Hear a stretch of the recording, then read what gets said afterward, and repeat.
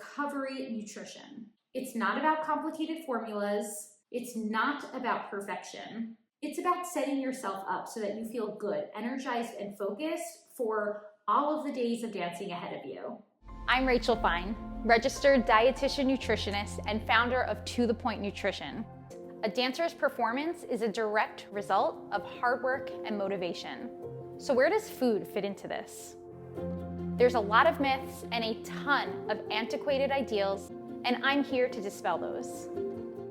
Hi dancers, welcome back to Nutrition for Dancers with me, Rachel Fine. Today we are uncovering a topic that unfortunately gets missed by many dancers, and it's the topic of recovery nutrition. Now I totally get it. You've just finished an extra long rehearsal. You're sweaty, you're exhausted.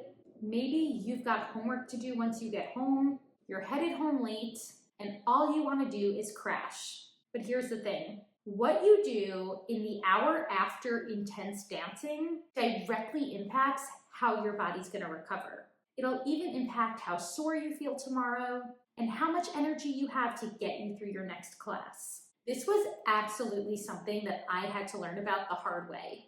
I remember rushing out of the studio, skipping any sort of snack, thinking I would just get it in later, but honestly, later never came. The next morning, I woke up sluggish, and by the time Petit Allegro happened, I was barely able to get through it. This is why I am so passionate about not just teaching dancers how to fuel for performance, but also how to fuel for their recovery after an intense class, rehearsal, or performance. It's not about complicated formulas. It's not about perfection. It's about setting yourself up so that you feel good, energized, and focused for all of the days of dancing ahead of you. Before we dive into the details, I want you to hit subscribe so that you're first to know when I share new content. You can also find me on Instagram at To The Point Nutrition, where I share daily tips and advice about topics just like this. But let's dive in.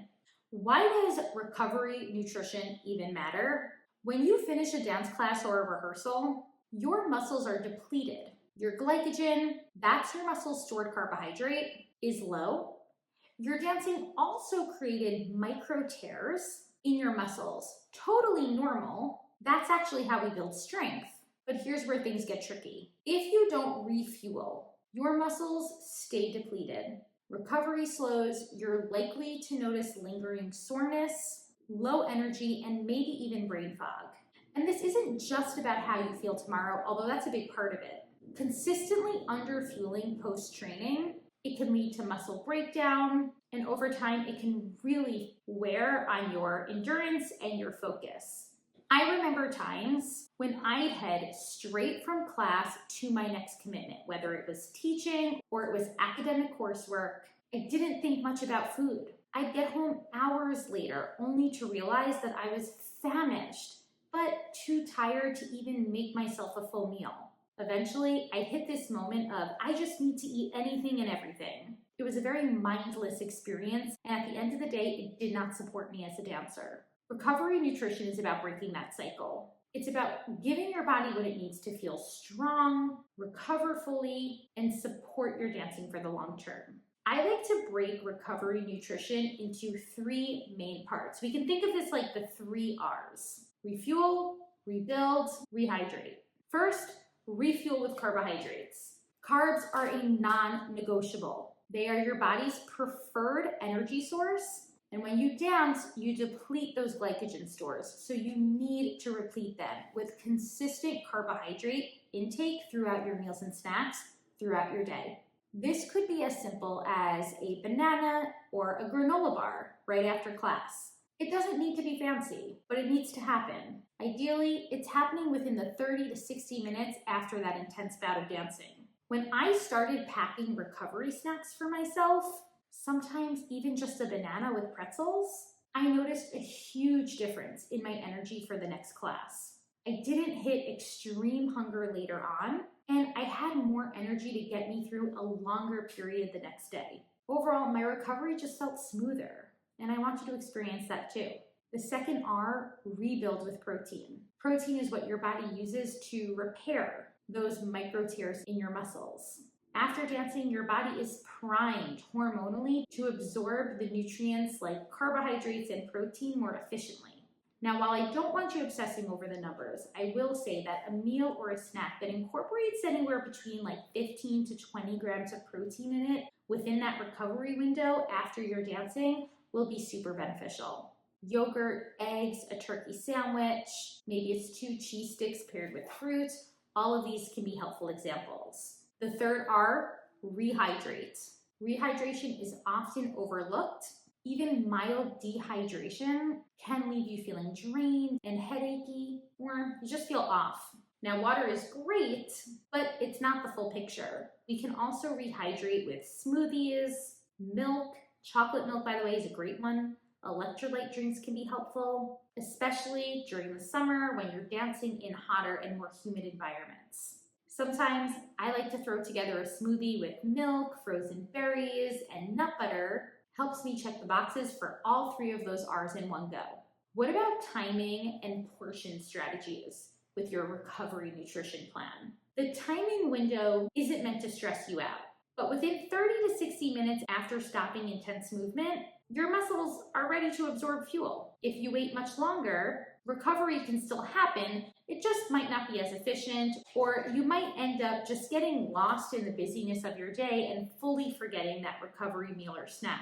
As a result, you could even be slower to bounce back for the next day. From a portion perspective, don't get hung up on portion control. This is not a strategy that I recommend for dancers, well, anyone for that matter, because I really want you understanding your hunger cues and your fullness cues throughout the day. With that being said, you don't even need a full meal in that recovery window. A snack can be super sufficient. We just want to make sure that it incorporates that unique combination of carbohydrates and proteins specifically. Now, if you have the time and you are ready to get in your next meal for the day, and it just so happens to be during that recovery window, then great.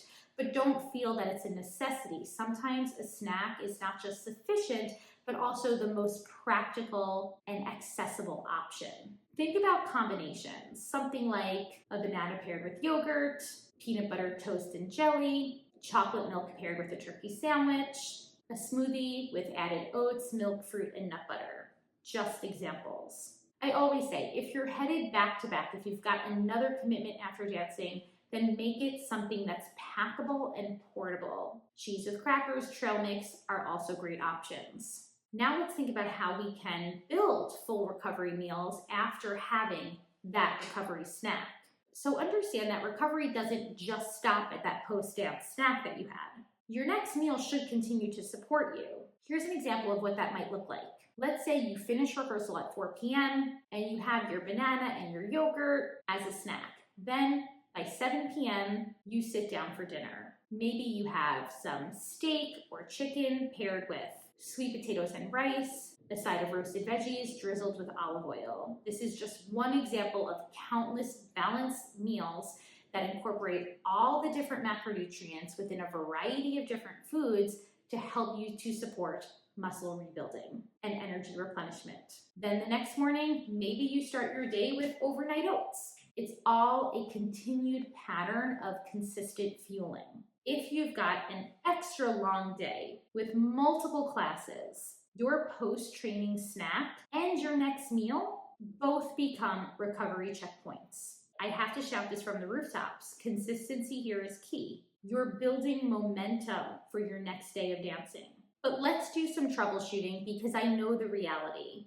Life gets busy. What if you forget? Forgetting snacks is not just easy to do, it's super common. This is where I encourage you to keep shelf-stable snacks in your dance bag.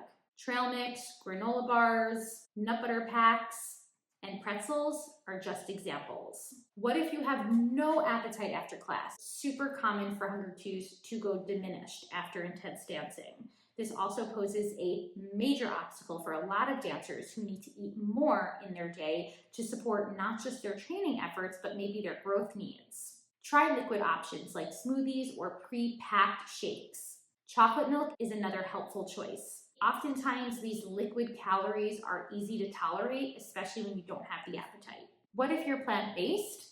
That shouldn't limit your ability to refuel and recover after intense dancing. Pack plant-based alternative yogurts, tofu wraps, nuts, seeds, hummus. There are plenty of options out there that can still support your needs. And if you want to learn more, I offer an entire ebook on the topic. Just head over to my blog. I will share the link in the show notes.